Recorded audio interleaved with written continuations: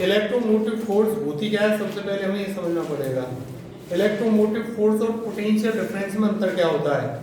Electromotive force की short form है EMF, ठीक है। और ईएमएफ आपने खूब वर्ड सुना है, ईएमएफ क्या है, तो वो आपको यहाँ समझना है। देखिए मैं आपको एक सिंपल से डायग्राम की हेल्प से इसको समझा देता हूँ ईएमएफ को। ओके, मान लीजिए ये मैंने एक बैटरी बनाई है, ये इस बैटरी का पॉजिटिव एंड है और ये इसका नेगेटिव टर्मिनल है, ये नोड्स हैं इसके।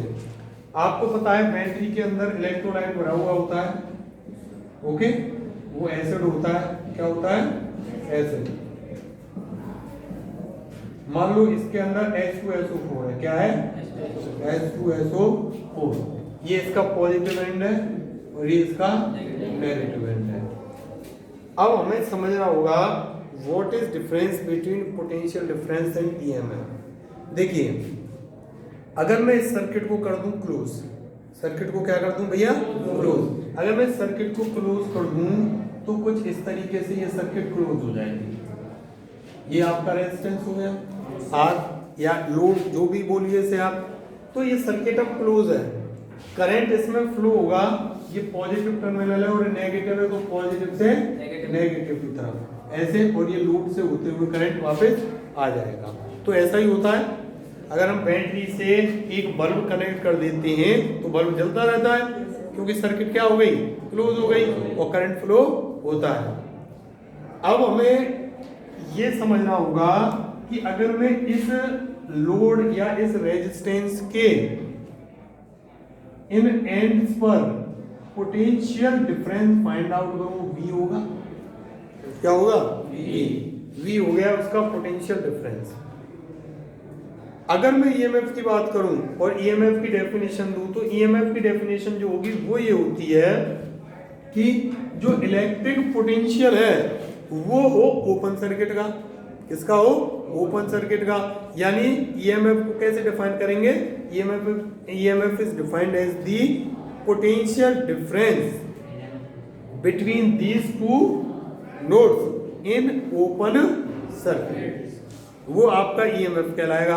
अब ओपन सर्किट कैसे होगी, ओपन सर्किट का तो मतलब ये है इस रेजिस्टेंस को उठाओ, जैसे पहले डायग्राम तो वैसे रहने दें, यानी कुछ ऐसे, ये हो गया। अब इन दोनों के बीच में जो होगा वो क्या होगा, ईएमएफ होगा, ठीक। और अगर मैं इसे अभी जैसे बल्ब लगाया था यहाँ रेजिस्टेंस लगा दूं, तो इन दोनों के बीच में जो होगा पोटेंशियल डिफरेंस कहलाएगा वो। तो सिंपल सी डेफिनेशन हो गई। ईएमएफ की बुक जो देती है, बुक में जो लिखा हुआ होता है कि भैया ओपन सर्किट में जो पोटेंशियल डिफरेंस होगा, ओपन सर्किट में जो पोटेंशियल डिफरेंस होगा वो क्या कहलाएगा, ईएमएफ। क्या कहलाएगा, ईएमएफ। और अगर आप सर्किट क्लोज कर दोगे तो क्या कहलाएगा वो। अब हम आगे आपको पढ़ाएंगे, क्वेश्चन ये आता है कि अगर सर्किट को ओपन रखोगे तो उसमें करंट फ्लो नहीं होगा, और अगर करंट फ्लो नहीं होगा तो तुम नापोगे कैसे ईएमएफ को, ईएमएफ नापोगे कैसे। अगर कोई आपको इंस्ट्रूमेंट इसमें लगाना है, मान लो हमें वोल्ट मीटर लगाना है, वोल्ट मीटर पोटेंशियल डिफरेंस नापता है और ईएमएफ भी पोटेंशियल डिफरेंस ही है, तो ईएमएफ भी नापना चाहिए उसे, लेकिन वो नहीं नापता। ऐसा क्यों होता है, वो ऐसा इसलिए होता है कि अगर मैं यहाँ पे ये इस तरीके से ये लगा दूं, सर्किट हो गई बंद, और जब सर्किट बंद हो गई तो यहाँ पे लगाना पड़ेगा वोल्ट मीटर, और जब हमने यहाँ लगा दिया वोल्ट मीटर तो अब सर्किट तो क्लोज हो गई, अब तो वोल्ट मीटर क्या नापेगा, पोटेंशियल डिफरेंस नापेगा, अब ईएमएफ तो ही नापेगा। और अगर मैं सर्किट को क्लोज ना करूं, ओपन रखूं, और ओपन रखूं तो वोल्ट मीटर लगा नहीं सकते हम, समझ गए। तो कहने का मतलब ये हुआ कि वोल्ट मीटर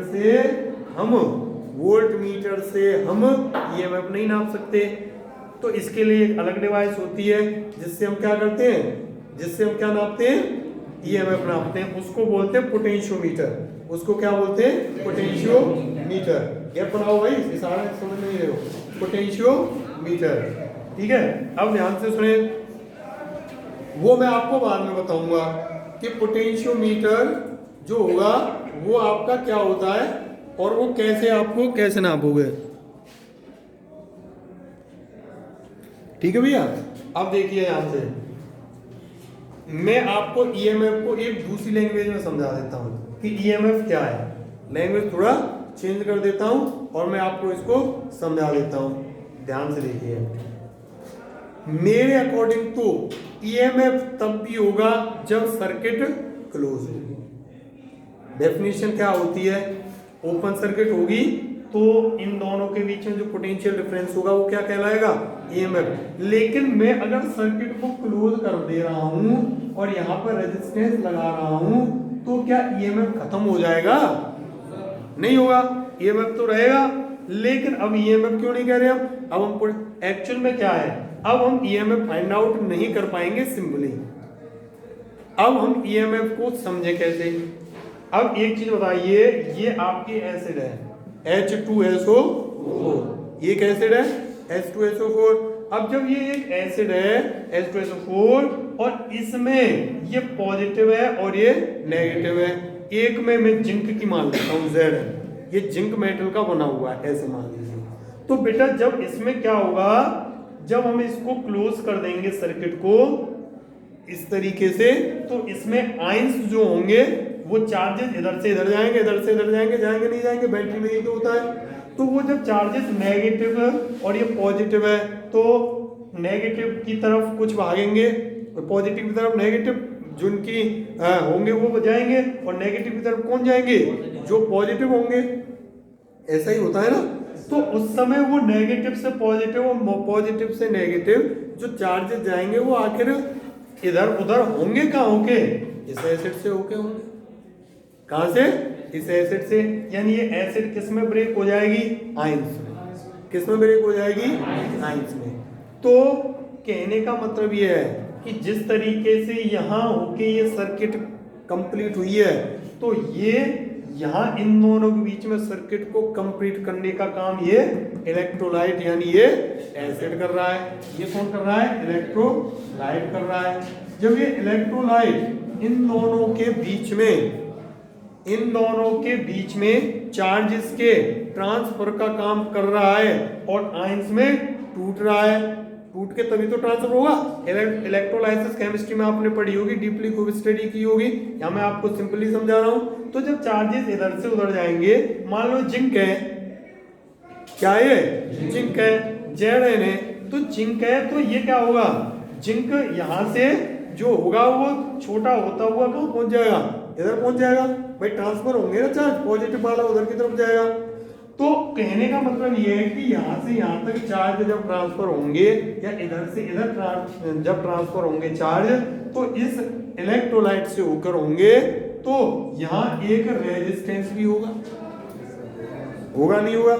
इस इलेक्ट्रोलाइट का क्या होगा, एक रेजिस्टेंस भी होगा। उसको क्या नाम दे दिया मैंने, स्मॉल आर। और इसको क्या बोलते हैं, इंटरनल रेजिस्टेंस। क्या बोलते हैं, इंटरनल रेजिस्टेंस। इसको इंटरनल रेजिस्टेंस नाम दिया जाता है। तो एक तो हो गया ये और एक हो गया ये। अभी मैं आपको किरचॉफ्स की वोल्टेज लॉ पढ़ाऊंगा, किरचॉफ्स वोल्टेज लॉ केवीएल। उसमें कहा गया है कि ईएमएफ जो होता है वो पूरी सर्किट के जितने भी पोटेंशियल डिफरेंसेस हैं, यानी पोटेंशियल ड्रॉप्स हैं, उनका सम होता है। क्या होता है, उनका सम।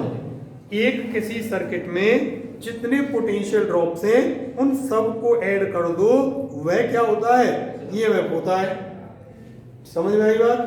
अब हम ऐसा ही करते हैं, एक तो हमें यहां दिखेगा V, भाई आई आर बन जाएगा। मान लो इसमें करंट कितना फ्लो रहा है, आई, मान लो इसमें करंट फ्लो रहा है स्मॉल आई, और एक इस जगह पोटेंशियल डिफरेंस बनेगा। क्यों, आई यहाँ है, भाई फ्लो हो रहा है करंट, तो आई होगा इस जगह, और यहाँ आर भी है, आर इज इंटरनल रेजिस्टेंस भी है। तो एक पोटेंशियल डिफरेंस कहाँ पे जनरेट हो गया, यहाँ। एक पोटेंशियल डिफरेंस कहाँ है, यहाँ है। अगर मैं इन दोनों के पोटेंशियल डिफरेंस को ऐड कर दूं, क्या कर दूं, ऐड। मैंने ऐसा ही किया, मैंने E बराबर इन दोनों के पोटेंशियल डिफरेंस को ऐड किया, I R plus I R. बताओ सही है गलत है, ऐड कर दिया। इन दोनों के पोटेंशियल डिफरेंस को ऐड किया, E बराबर ये किस नाम से जाना जा रहा है, V, और ये प्लस के आई आर। क्लियर हो गया। तो ई बराबर कितना हो गया बी प्लस आई आर, और कहीं कहीं ये भी लिख रखा है आई आर को इधर ले जाओ ई माइनस आई आर। बताओ ये फॉर्मूला है या नहीं है आपकी बुक्स में? सभी की बुक्स में है ये फॉर्मूला। तो ये जो फॉर्मूलाज है आपकी बुक्स में, ये फॉर्मूलाज आए कहां से? यहां से। तो कुल मिला के हमें एक चीज समझ में आ गई, ये जो पूरी सर्किट है, इस पूरी सर्किट में जितने पोटेंशियल ड्रॉप्स हैं वो सारे अगर हम ऐड कर दें तो वो क्या कहलाएगा? इसका ईएमएफ कहलाएगा। बात समझ में आई? क्या कहलाएगा? ईएमएफ। अब आप कह रहे होंगे कि सर जो बुक्स डेफिनेशन देती हैं वो क्या चक्कर है, वो क्या चक्कर है? तो वो भी मैं आपको चक्कर समझा देता हूं। वो क्या है? बुक्स डेफिनेशन दे रही है, हमने यहां निकाला ई बराबर बी प्लस आई आर, ये निकाला। अब बुक ने कहा कि भैया सर्किट कर दो ओपन, सर्किट को कर दो ओपन, यानी यहां कुछ हो ही ना। जब यहाँ रेजिस्टेंस ही नहीं होगा तो यहाँ पोटेंशियल डिफरेंस होगा? नहीं होगा। जब यहाँ कोई लोड ही नहीं लगा होगा, यहाँ कोई रेजिस्टेंस ही नहीं लगा होगा तो यहाँ पोटेंशियल डिफरेंस नहीं होगा। और जब पोटेंशियल डिफरेंस नहीं होगा तो ये वैल्यू कितनी हो गई? तो केवल कहाँ का आंसर आ रहा है? अंदर वाला, यानी ई बराबर क्या हो गया? आई आर हो गया। ई बराबर क्या हो गया? यानी जो ईएमएफ है वो कौन सा ओनली पोटेंशियल डिफरेंस है? ये वाला। वो आगे पूछ गया, उसने शुरू से डेफिनेशन नहीं दी, उसने क्या किया आगे जाके बड़ा सिंपल सा पाथ पकड़ लिया, रास्ता पकड़ लिया। फिर एक काम करो कंटक काटो, ये हुई ना। तो इन दोनों के बीच में जो पोटेंशियल डिफरेंस है वो क्या कहलाएगा? ईएमएफ। तो ओनली कौन सा हो गया? ये वाला। समझ में आया? लेकिन जैसे ही हमने सर्किट क्लोज की तो एक और ये जनरेट हो गया, और हमने यहाँ इसके बीच का नापा तो हम केवल इसको नापा, हमने इसको मेजर नहीं किया। अगर हम इसको भी उसमें ऐड कर दें ऊपर वाले में तो फिर भी वही बात हो गई ना। वो क्या बन गया? ईएमएफ बन गया। समझ में आया नहीं आया? ईएमएफ का चक्कर सबको आ गया। तो अगर हम सिंपल डेफिनेशन में देखें तो यही है कि जब सर्किट ओपन हो, इन दोनों के बीच में जो पोटेंशियल डिफरेंस होगा वो इन दोनों प्लेट्स के में वही आपका ईएमएफ है। Okay, clear? और अगर ये बंद हो गया तो इनके बीच में जो ये टर्मिनल्स के में बनेगा वो पोटेंशियल डिफरेंस होगा। और अब फिर भी कोई आपसे पूछे नहीं ये हमने बंद कर दी, अब ईएमएफ बताओ, ईएमएफ तो रहेगा, ईएमएफ खत्म थोड़ी हो जाएगा। तो आप कहेंगे ठीक है साहब रहेगा। तो ये लो, ये हो गया आपका टर्मिनल पोटेंशियल डिफरेंस और ये हो गया इसके अंदर बैटरी के पोटेंशियल डिफरेंस, और दोनों को हमने ऐड कर दिया और ये दोनों ऐड करके ईएमएफ बन गया। और हमने ये आपकी बात भी प्रूव कर दी, जो डेफिनेशन दे रहा है कि ओपन सर्किट होगा वो क्या होगा? ईएमएफ होगा। तो वही हमने प्रूफ की ना इधर। ई बराबर हमने तो अपने अकॉर्डिंग चलते चले गए, वी प्लस आई आर, और वी क्या हो गया?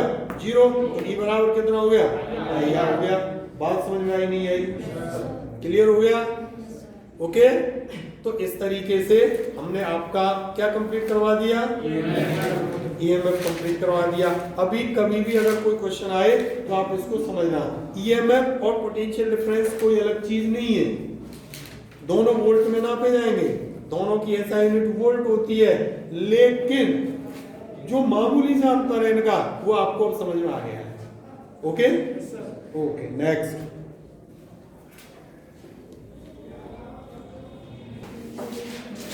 हाँ जी, ईएमएफ में 2 क्वेश्चन और आपको पूछे जाते हैं, वो आपको ध्यान रखने हैं कि ई और वी, यानी ये ईएमएफ और दूसरा आपका टर्मिनल पोटेंशियल डिफरेंस, हमेशा जो ई होता है वो वी से ज्यादा होता है। वी में कुछ ऐड कर रहे हैं तभी तो ई बना, वी प्लस आई आर बराबर ई। लेकिन कभी कभी ऐसा भी केस आ जाता है, V जो होता है टर्मिनल पोटेंशियल डिफरेंस वो किससे ज्यादा होता है? E से। किससे ज्यादा होता है? E से। तो जब डिस्चार्जिंग हो रही हो, क्या हो रही हो? डिस्चार्जिंग, यानी बैटरी की हमें जरूरत है, बैटरी की हमें जरूरत है, बैटरी से हमें करंट मिल रहा है। तो उस केस में क्या होगा? E is greater than V, यानी ये कंडीशन होगी जो हमने अभी समझी।